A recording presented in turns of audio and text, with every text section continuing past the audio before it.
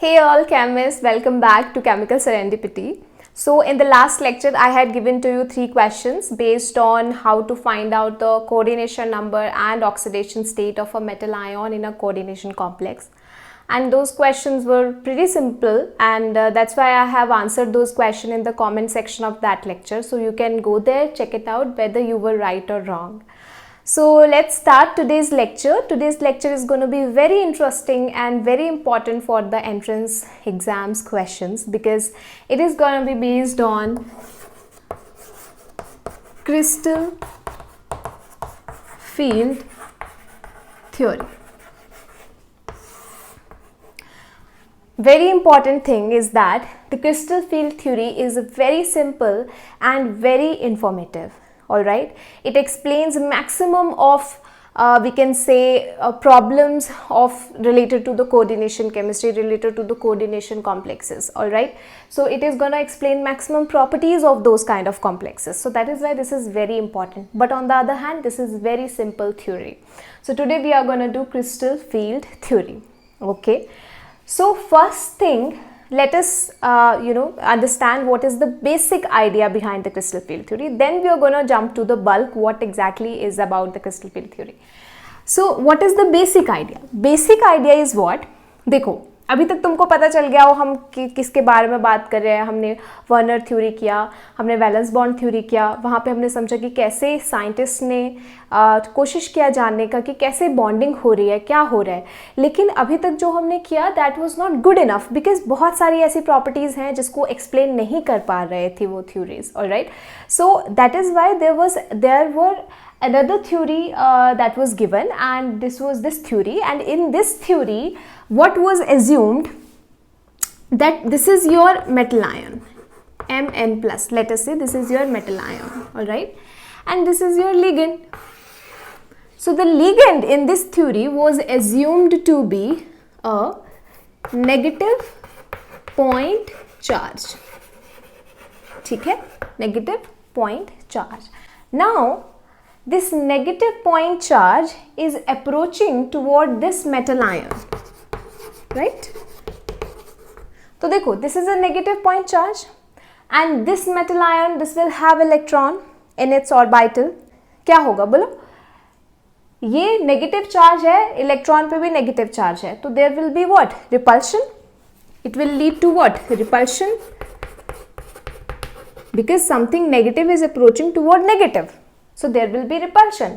Repulsion किस में होगी? इलेक्ट्रॉन्स में, मेटल के इलेक्ट्रॉन्स में जो कि उसके d ऑर्बिटल्स में है, और लिगेंड के जो लिगेंड है उसमें, क्योंकि उसके इलेक्ट्रॉन्स में, क्योंकि हम उसको वैसे ही क्या मान के चल रहे हैं, negative point charge. So there will be repulsion. अच्छा, जब रिपल्शन होगी तो क्या होगा? There will be stabilisation of some orbitals and there will be destabilisation of some orbitals. क्योंकि जब रिपल्शन होगी ऑर्बिटल्स में तो हफड़ा दफड़ी हो जाएगी ना, बिकॉज जैसा वो पहले फील कर रहे थे, जैसा मेटल आयन फ्री था, जैसा वो पहले, जैसा उसका एनवायरनमेंट पहले था, नहीं होगा because there is a perturbation. Alright, and perturbation due to what? Due to the ligand which is approaching toward the metal having a negative charge. Okay, so this is the basic idea कि ऐसा कुछ होने वाला है. तो देखो, इसको समझने के लिए कि क्या स्टेबलाइज हो रहा है, क्या डिस्टेबलाइज हो रहा है, क्या बोल दिया, क्या ऑर्बिटल्स हैं, है ना, उसके बारे में जानना तो बहुत इंपॉर्टेंट है. एक तो देखो, 2 चीज़ें पता होनी चाहिए. पहली बात हमें पता होना चाहिए मेटल के ऑर्बिटल के बारे में, कि मेटल जो है जिन और कहाँ पे इलेक्ट्रॉन्स जो हैं वो रह रहे हैं, तभी पता चलेगा ना कैसे इफेक्ट करेगा. और सेकेंड हमें पता होना चाहिए पोजिशन ऑफ लिगेंड, कि लिगेंड कहाँ से अप्रोच कर रहा है. ठीक बात. अगर ऑर्बिटल यहाँ पे है, लिगेंड एग्जैक्टली अपोजिट डायरेक्शन से अप्रोच कर रहा है, तो भाई बहुत ज़्यादा रिपल्शन होने वाली है, और बहुत ज़्यादा क्या होने वाली है? डीस्टेबलाइजेशन. डीस्टेबलाइजेशन मतलब राइज इन द एनर्जी. ये तो बेसिक ही है, पता है हमें. तो सबसे पहले हम जानेंगे ऑर्बिटल्स के बारे में, फिर position of ligand, then crystal field theory हो गई.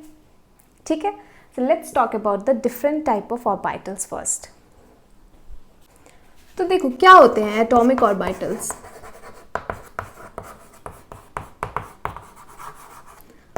देखो, atomic orbital is a basically it is a mathematical wave function that describes about the location and wave-like property of an electron in a atom. तो क्या क्या बोल दिया ये, है ना. तो ये एक मैथमेटिकल वेव फंक्शन है, ठीक है, जो इलेक्ट्रॉन का, जो कि एटम का जो इलेक्ट्रॉन है उसके एक तो बारे में बताता है प्रोबेबिलिटी कि वो कहाँ पे है, क्या उसका पोजीशन है, और बताता है about the wave nature of the electron.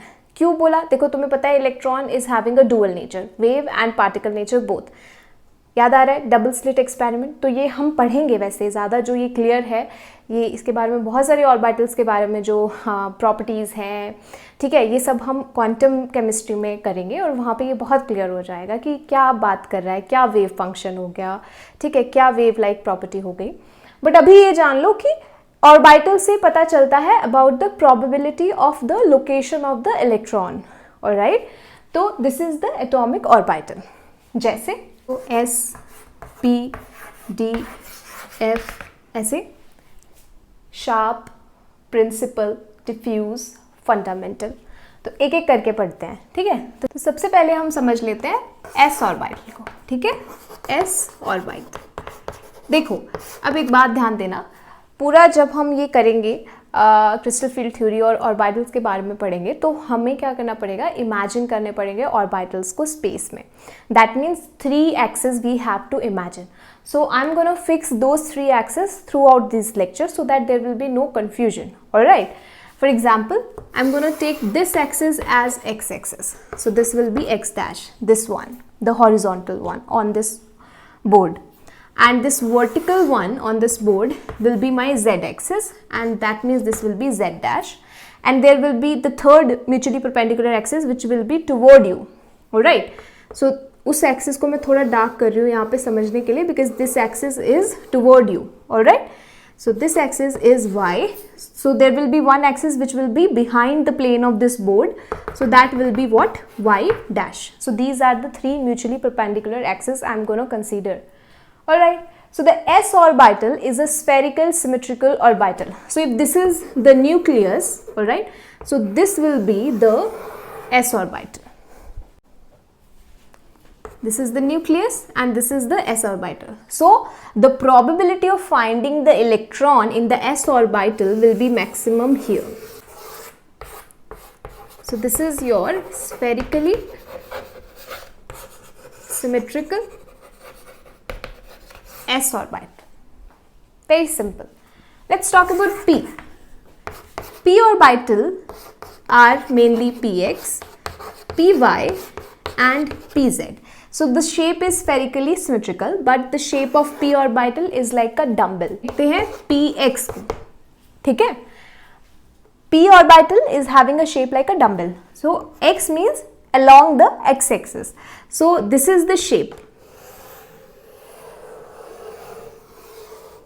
Will be the nucleus. So where is the probability of finding the electron in the P is maximum along the x-axis.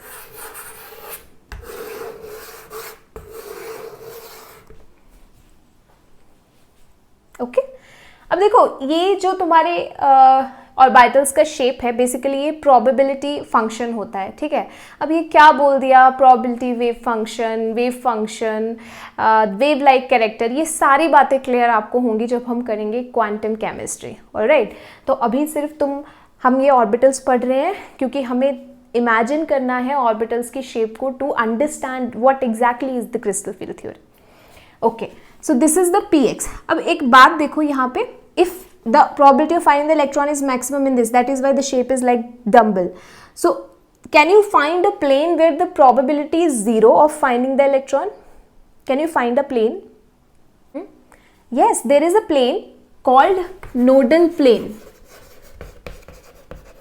where the probability of finding the electron is 0. Alright, तो कहाँ पे है वो देखो, अगर ये x axis के along ये वेव फंक्शन है तो ये तुम्हारी z एक्सिस है और ये तुम्हारी क्या है, y एक्सिस. तो अगर तुम एक प्लेन पास करो along this which is cutting your y axis and z axis, so along this plane there is no shape, there is no probability of electron there, all right, because whatever is the density, electron density, it is oriented along the x-axis. So what is that plane? If you cut a plane like this along your y-axis and the z-axis, so yes, there is a nodal plane. And which nodal plane? YZ plane. So YZ plane is your nodal plane where we don't have any electron density. So just for the knowledge, all right. So let us now find out what is PY. So what is PY? अब तो बहुत clear है. PX having the shape around the x-axis. What will be PY? Shape along the y-axis. Where will y-axis? This is toward U. So this will be your PY. And here the probability in PY will be maximum.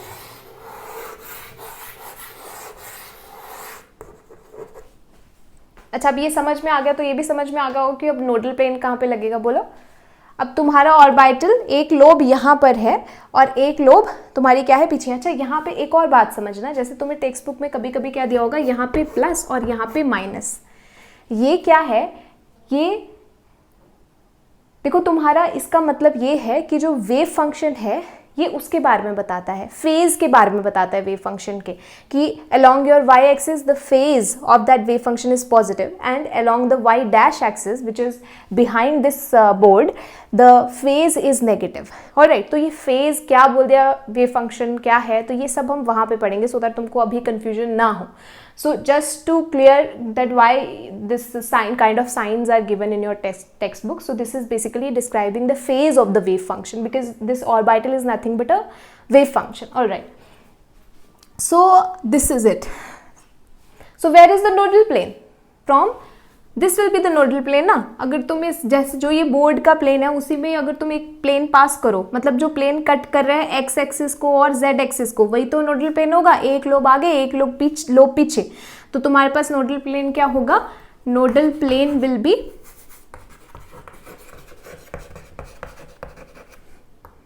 कौन सा plane?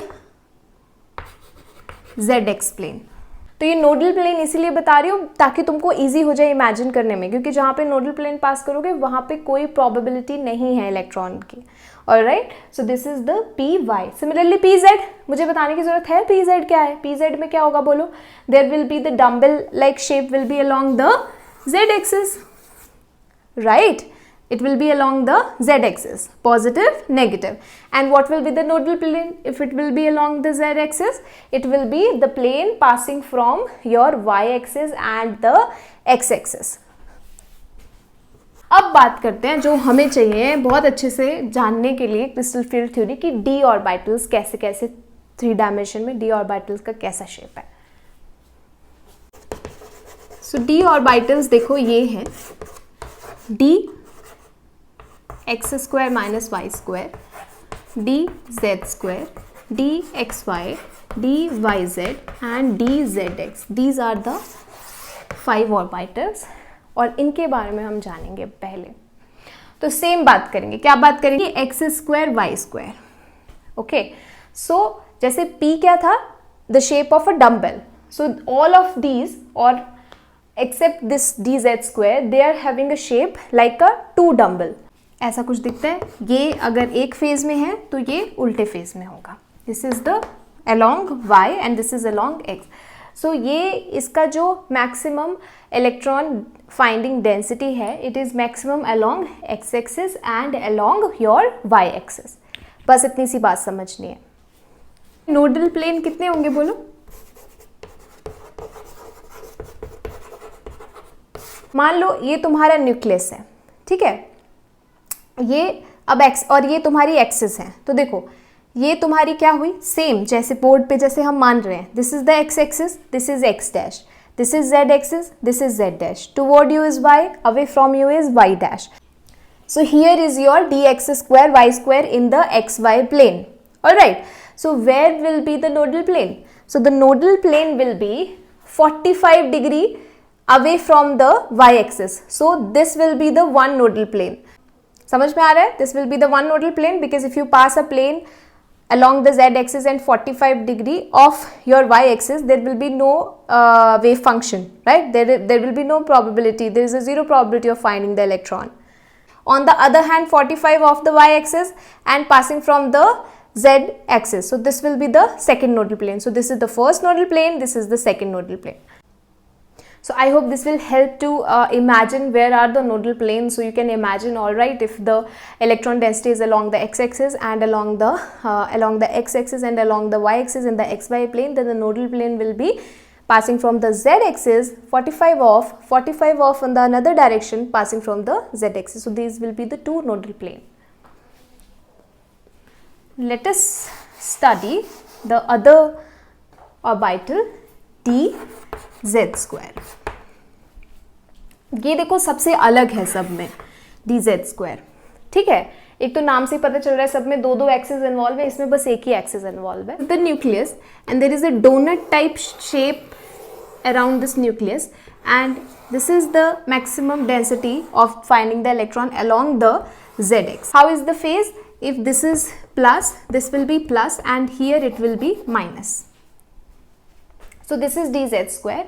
It is very different from the other orbitals because this is basically the overlapping of two orbitals, that is dz square minus x square and dz square minus y square. इसके बारे में पढ़ेंगे हम आगे भी. Alright, so that is why, so there is a we can say overlapping of these two orbital along the z-axis. That is why the maximum probability of the electron or the maximum density of the wave function is along the z-axis. Okay. Any nodal plane here? There is no nodal plane because there is this donut type shape along that.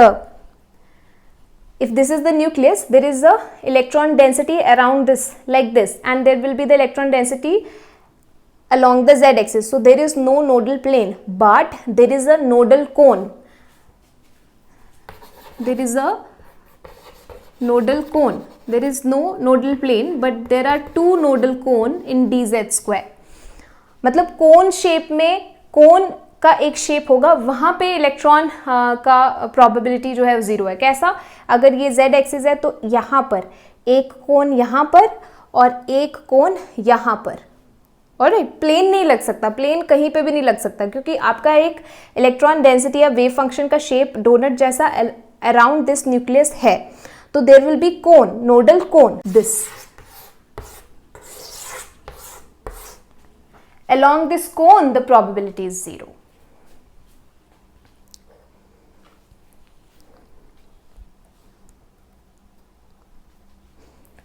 Now let us study these three. So where is the maximum density of the wave function along x-axis and along y-axis in dx square minus y square, and in the dz square it is maximum along the z-axis. Okay. अब देखो dxy ऐसे होगा. तो देखो xy और dx square y square में क्या difference है? यहाँ पे along the axis maximum wave function था, आपका जो शेप था along x axis था, along y axis था, but dxy में it will be 45 degree off the axis. समझे? जैसे dxy में क्या होगा? This is the x axis, this is the y axis, means this is your x axis, this is your y axis. So the orbital will be 45 degree off. So what will be the 45? This is the 90 degree angle. All right. So somewhere here will be the lobes of dxy. Somewhere here. So that means here will be the lobe. 45 degree off your x axis and 45 degree off your y axis. That means here. Getting the point? dx square minus y square में क्या difference है? along x axis and along y axis ही तुम्हारा wave function था, but अभी क्या होगा? 45 off means here will be the one dumbbell shape and here will be the second dumbbell shape. So this is the dxy. So जो phase है wave function का वो कुछ ऐसे है. If one is plus then another will be minus. सारे dxy, dyz, dzx 45 degree of the axis होंगे जो एक्सिस यहाँ पे दी हुई हैं. तो देखो अब क्या था? D Y Z, y axis is this, z axis is this, तो इन दोनों में 45 of means where will be your lobe, somewhere here, this is the y axis, here there will be one lobe and this is the y axis, that means here will be the another lobe. ठीक है, तो मतलब ऐसा consider कर लो कि जो lobes होंगी वो वाई जेड प्लेन में होंगी, ऐसे क्लियर कर लो। तो वाई जेड प्लेन ऐसा ही कुछ प्लेन होगा, इसी प्लेन में एक प्लस साइन है और उसी के अलोंग तुम्हारी क्या है, लोब्स हैं, ऐसे हो जाएंगी। तो एक प्लस फेज में, दूसरा माइनस फेज में, समझ गए। नोडल प्लेन बोलो। अच्छा, डी एक्स वाई के नोडल प्लेन नहीं करे ना, डी एक्स वाई के नोडल प्लेन बोलो क्या क्या होंगे। देखो, ये तुम्हारा y एक्सिस, ये तुम्हारा x एक्सिस, ठीक है। तो D X Y means X Y plane देखना है, z एक्सिस को भूल जाना है। तो एक्स वाई प्लेन क्या होगा, ये इस प्लेन में एक्स वाई प्लेन को इमेजिन करना है, उस पर एक प्लस लगाना है और उस प्लस में तुम्हें 45 ऑफ में क्या बना देनी है, लोब, वही तुम्हारी क्या होगी, डी एक्स वाई। तो अगर ये 45 ऑफ में ऐसे तुम्हारी यहाँ पे है तो नोडल प्लेन बोलो कहाँ होंगे। एक नोडल प्लेन ये हो गया, क्योंकि यहाँ पे नहीं है, 45 ऑफ में है ऑर्बिटल। एक नोडल प्लेन ये हो गया और एक नोडल प्लेन ये हो गया। कौन कौन सा हुआ, D Y Z and D X Z. So D Y Z and D X Z will be the nodal plane of your D X Y. Easy है। सिमिलरली डी वाई जेड देखो, D Y Z मतलब अब x axis को भूल जाना है, तो D Y Z plane क्या हो गया तुम्हारा, ये वाई एक्सिस, ये जेड एक्सिस, तो ये तुम्हारा डी वाई जेड प्लेन हो गया। डी वाई जेड प्लेन में क्या कर लो, डी वाई जेड प्लेन में क्या कर लो, एक प्लस इमेजिन करके 45 डिग्री ऑफ पे क्या है तुम्हारी लोब्स। तो कहाँ पे तुम्हारा क्या होगा, नोडल प्लेन कहाँ होगा बोलो, डी एक्स वाई, और दूसरा नोडल प्लेन क्या होगा, डी जेड एक्स। एक नोडल प्लेन क्या होगा, डी एक्स वाई, और दूसरा क्या होगा, डी जेड एक्स। ऐसा वाला, एक ये वाला, एक ये वाला, क्योंकि तुम्हारे जो ऑर्बिटल है वो कहाँ पे है, यहाँ पर। तो एक तुम ये लगा सकते हो प्लेन, एक तुम अलोंग द बोर्ड ऐसे लगा सकते हो। तो nodal plane will be these two. अब मुझे क्या डी जेड एक्स बताने की ज़रूरत है, मुझे नहीं लगता है। कैसे करेंगे, जेड एक्सिस और एक्स एक्सिस, बाकी वाई को भूल जाओ। तो जो तुम्हारा प्लेन है बोर्ड का, वहाँ पे ही तुम्हारे क्या है, orbital. Plane of the board ऐसे है, मान लो ये जेड एक्सिस है, ये एक्स एक्सिस है, 45 डिग्री ऑफ पे क्या है तुम्हारी ऑर्बिटल्स है, ठीक है। तो तुम्हारे नोडल प्लेन कहाँ पे होंगे बोलो, D Z Y and D X Y. अगर यहां पर है तो एक ये कर सकते हो एक्स वाई, ठीक है, और दूसरा क्या कर सकते हो, जेड वाई, ये वाला प्लेन भी लगा सकते हो और ये वाला भी लगा सकते हो, क्योंकि लोब्स कहाँ पे हैं, प्लेन ऑफ द बोर्ड में। सो this is your D Z x. तो अब एक बहुत इंपॉर्टेंट डिफरेंस तुम यहाँ पे देख सकते हो कि जो तुम्हारी D X square minus Y square और डी जेड स्क्वायर हैं, these are the orbitals which are located along the axis, along x and y axis, along z axis. But your dxy, dyz and dxzx, they are located 45 degree off the axis. That's it. अगर तुमको ये समझ में आ गया, तुमने ये imagine कर लिया, तो क्रिस्टल फील्ड थ्योरी आ गई। तो करें भाई, क्रिस्टल फील्ड थ्योरी समझे अब हम। तो देखो, मान लो ये आपकी एनर्जी है, ऐसे मैं एनर्जी बता रही हूँ, यहाँ को एनर्जी इंक्रीज हो रही है, ठीक है। तो मेरे पास सबसे पहले मान लो मेटल आयन है Mn+, जो कि ऐसे खाली तो कहीं पड़ा नहीं होगा, it will be stabilise by some solvent, alright. So this is the Mn+ metal ion. तो उसके क्या होंगे, डी ऑर्बिटल कितने, 5। So these are the D orbitals of your metal ion. अच्छा, इनकी एनर्जी सेम होगी ना, क्योंकि अभी पर्टर्बेशन कुछ नहीं हुआ है, सारे इलेक्ट्रॉन्स जितने भी Mn+ के इलेक्ट्रॉन होंगे वो ऐसे हैं, ठीक है। तो जब एनर्जी सबकी सेम है तो इसको क्या बोल देते हो तुम, डीजेनरेट ऑर्बिटल्स, है ना, डीजेनरेट ऑर्बिटल्स है, एनर्जी सेम है। अब देखो, जैसे तुम्हारा मेटल आयन ऐसे है, तो जैसे ही लिगेंड तुम डालोगे तो लिगेंड सबसे पहले क्या करेगा, मान लो मैं सबसे पहले हम कंसीडर करते हैं ऑक्टाहेड्रल कैसे बन रही है, क्योंकि मैंने आपको बोला था एक आपको पता होना चाहिए ऑर्बिटल्स कहाँ कहाँ पे है और एक पता होना चाहिए लिगेंड कहाँ कहाँ से आ रहे हैं। तो सबसे पहले हम देख लेते हैं ऑक्टाहेड्रल कैसे बनेगा, ठीक है, ऑक्टाहेड्रल में बाइंडिंग कैसे होगी। तो अगर मेटल आयन है तो जैसे तुमने लिगेंड डाला तो लिगेंड कैसे आएगा, ऐसा तो नहीं है भाई सिलेक्टिवली एक्स से एक आ रहा है, वाई से आ रहा है, जेड से आ रहा है, ऐसा तो नहीं होगा। तो एक हमने कभी देखा नहीं, लेकिन हम ऐसा बोल सकते हैं कि हाँ ऐसा पॉसिबल नहीं है कि एकदम से सिलेक्टिवली ऐसे आएगा। पॉसिबल क्या है, एक हाइपोथेटिकल केस हम ऐसा लगा के चल सकते हैं कि मेटल आयन के अराउंड सबसे पहले सारे लिगेंड यूनिफॉर्मली डिस्ट्रीब्यूट हो जाएंगे। There will be a spherical crystal field. क्या बोल दिया कि जो मेटल आयन है उसके अराउंड कोई शेप में नहीं आएंगे लिगेंड। अगर मेटल आयन जैसे स्फेरिकल है, सारे ही लिगेंड उसके अराउंड क्या आ जाएंगे, लोकेट हो जाएंगे।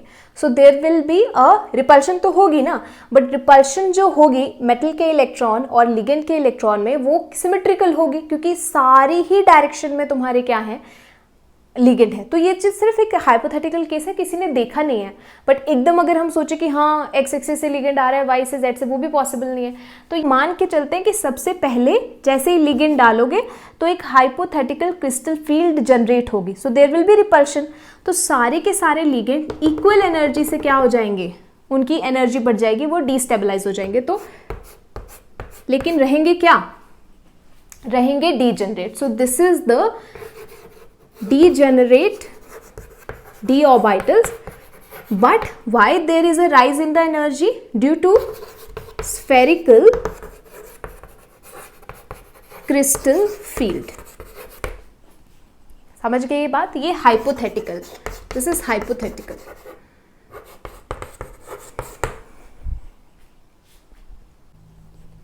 पर फाइनली होगा क्या, ऑक्टाहेड्रल ज्योमेट्री बनेगी कुछ ऐसे। along your y-axis there will be the ligand, along z-axis, along x-axis। तो देखो जैसे ही जो ये ligands हैं वो अप्रोच करेंगे along the axis, तो कौन से ऑर्बिटल सबसे ज़्यादा रिपेल होंगे बोलो। ये नेगेटिव पॉइंट चार्ज आ रहे हैं, नेगेटिव, ठीक है, मेटल के पास इलेक्ट्रॉन है नेगेटिव, तो देयर विल बी रिपल्शन। अब देखो जो ऑर्बिटल्स इन्हीं की ही डायरेक्शन में लोकेटेड हैं उन्हीं के ही इलेक्ट्रॉन सबसे ज़्यादा रिपेल होंगे। तो मुझे बताओ, अभी देखा हमने एक्स एक्सिस, वाई एक्सिस और जेड एक्सिस के अलोंग कौन से ऑर्बिटल हैं, D X square, Y square और डी जेड स्क्वायर। तो ये ऑर्बिटल सबसे ज़्यादा रिपेल होंगे इन लिगेंड्स की वजह से। लेकिन जो ऑर्बिटल ऑफ द एक्सिस है, मीन्स जो ऑर्बिटल का लोब यहाँ पर है, यहाँ पर है, 45 डिग्री ऑफ द एक्सिस है, वो क्या होंगे, कंपैरेटिवली लेस डिस्टेबलाइज होंगे। समझ गई ये बात कि जिस डायरेक्शन से, इसलिए मैंने बताया ना, एक तो ऑर्बिटल की क्या पोजीशन है वो पता होनी चाहिए और कहाँ से लिगेंड अप्रोच कर रहा है वो पता होना चाहिए। तो क्या बोला, there will be rise in energy of those orbitals which are going to be destabilized. So dx square minus y square and dz square are going to be get destabilized. Comparatively, your dxy, dyz and dzx are going to get stabilized. You're getting my point? So the lobes which are along the axis, so those orbitals are going to get destabilized due to the repulsion of the electron in these orbitals and the negative point charges which is your ligands. तो देखो ये जो splitting हुआ इसको डैलो, O for octahedral से बोलते हैं, इसको बोला जाता है क्रिस्टल फील्ड स्प्लिटिंग एनर्जी। अब एक देखो एक बात, अब देखो ये अगर तुम्हारा बेरी सेंटर है तो यहां से ये क्या हुई है, destabilisation. Destabilisation means rise in energy. कितना, देखो यहाँ पे आउट ऑफ 5 ऑर्बिटल 2 ऑर्बिटल क्या हुए हैं, कंपैरिजन टू 3 क्या हुए हैं, डिस्टेबलाइज। सो दिस इज 3/5 डेलो, ऐसे लिख सकते हो ना, because overall this should be conserved. All right, this should be, energy should be conserved. So this is the rise in the energy, and what is the stabilization? It will be minus, because this is a stabilization, 2/5 डेलो. इसको ऐसे लिख देते हो plus 0.6 डेलो, ऐसे बोल सकते हैं. ये क्या है, -0.4 डेलो. इस डेल ओ को 10dq से भी बोल सकते हो, दूसरी यूनिट लगा लो। तो 10dq बोला तो ये क्या हो जाएगा प्लस 6dq, और ये क्या हो जाएगा माइनस 4dq। तो ये पता होनी चाहिए वैल्यूज, क्योंकि न्यूमेरिकल में ये बहुत इंपॉर्टेंट है। सो this is how the crystal field theory explains the binding in an octahedral complex, that if an octahedral complex is going to form, there will be perturbation in the d orbital of the metal ion, because they assume that the ligand is a negative point charge. So there will be a repulsion in the electron of the metal and that of the ligand, that is going to split these degenerate d orbitals in such a way that the orbitals having their lobes along the axis are going to get destabilized, because the ligand is approaching along the axis, and the orbitals having their lobes having their orientation 45 degree off the axis are going to get comparatively stabilized. So this is your crystal field theory of octahedral complex. सो इसके बाद हम बहुत सारी crystal field theory की application पढ़ेंगे, but उससे पहले हम और भी ज्योमेट्रीज के बारे में देखेंगे। इमेजिन करेंगे कैसे उनका ऑर्बिटल्स है, कैसे लिगेंड अप्रोच कर रहा है, कैसे कहाँ किस डायरेक्शन में रिपल्शन होगी, किस डायरेक्शन में स्टेबलाइजेशन होगी। So in the next lecture we are gonna do for the square planar and for the tetrahedral and for many other geometries too, because इस पे क्वेश्चन आता है मोस्टली। एक काम आप करोगे, इसके बारे में थोड़ा सोचना। जैसे अभी हमने बोला ना कि ये तुम्हारा मेटल है और तुम्हारा लिगेंड एक एक्स एक्सिस पे लिगेंड है, जेड एक्सिस पे लिगेंड है, और तुम्हारा वाई एक्सिस पे लिगेंड है। यही पढ़ा हमने ऑक्टाहेड्रल में। और ये सारे इक्वली अप्रोच कर रहे हैं सब डायरेक्शन से, है ना। बट अगर ऐसा हो कि तुम्हारा ये जो एक्सियल बॉन्ड लेंथ है वो कम हो comparative to these ligand which are approaching along the xy plane, या फिर ज़्यादा हो कंपैरिजन टू these, तो आप ऐसा सोचोगे कि क्या फर्क पड़ेगा इस स्प्लिटिंग पे। है तो ऑक्टाहेड्रल ही ना, थोड़ा डिस्टॉर्टेड ऑक्टाहेड्रल है, जहाँ पे एक्सिल की बॉन्ड लेंथ कम है और एक में ज़्यादा है। तो आप ये सोचो अब खुद से कि क्या फ़र्क पड़ेगा स्प्लिटिंग में, क्या फ़र्क पड़ेगा भी या नहीं पड़ेगा, क्योंकि है तो ऑक्टाहेड्रल 6 ही लिगेंड है, उन्हीं एक्सिस के अलॉन्ग आ रहे हैं। बट मैं बस ये बोल रही हूँ कि ये लेंथ कम है और यहाँ पे जो ये लेंथ है वो ज़्यादा है। तो अब आप ये बताना कि ये कैसे स्प्लिटिंग को अफेक्ट करेगा। So that's all about the today's lecture, which is the crystal field theory. I'm gonna come with the next lecture soon. So till then, think about this problem. Thank you so much.